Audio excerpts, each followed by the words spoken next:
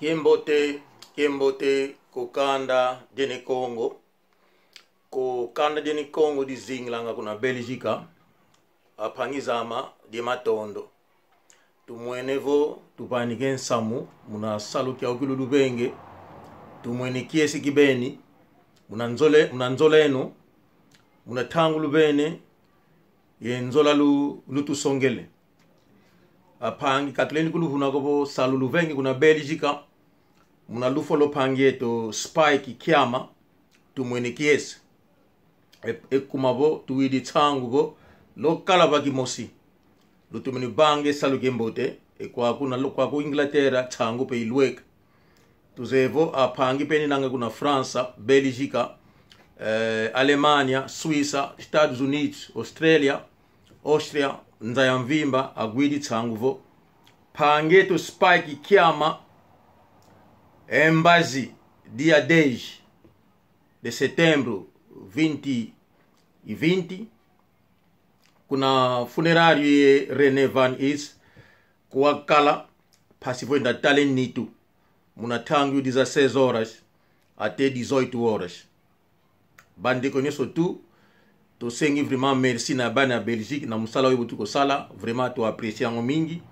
Na bolingo bolakisi aux ensemble et nous sommes d'accord que ba pays ni surtout Europe ba go sepela na geste oyo. Pona liwaya ndeko na biso Spike Kiama. Bako exposition encore et la lobby na funérario ya René Van Is eza de 16h à 18h. Enterrement ekozala vendredi le 11 septembre de 12h à 13h15 ekozala d'abord culte d'adieu kaka kuna na Van Is na jet. Et ensuite, enterrement ekozala na 14h na cimetière ya Jet. Donc, mvutukiri muna kuma to ma sasule diambu kuna pangi ya sidivo. Mbazi kietanu dia 11 de septembre 2020. Muna tangu ikala 2 horas ete 13h15. Apangi kuna nzonzambi akala pasivoi na banika. Kiembote ketsuka kupangi yao. Kuna Van Is. Kuna Jet. Kuna tangu 14 horas. Itangwa zike emvumbi. Kuna cimetière ye Jet.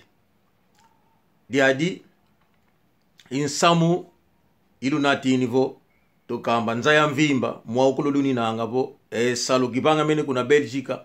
Tumwene kiese. Kumabo anane Congo. Akalabaki mosi. Aveni moko kupangia pasivo pangia katoma ziama. Dio to mona bo to kamba Nzayamvimba. Muna makulu lubenge Kiembote kieno. Ndio yo pangieno toyune Congo kala ku Londres. Tufia ukidi se foko. Lo tomasala.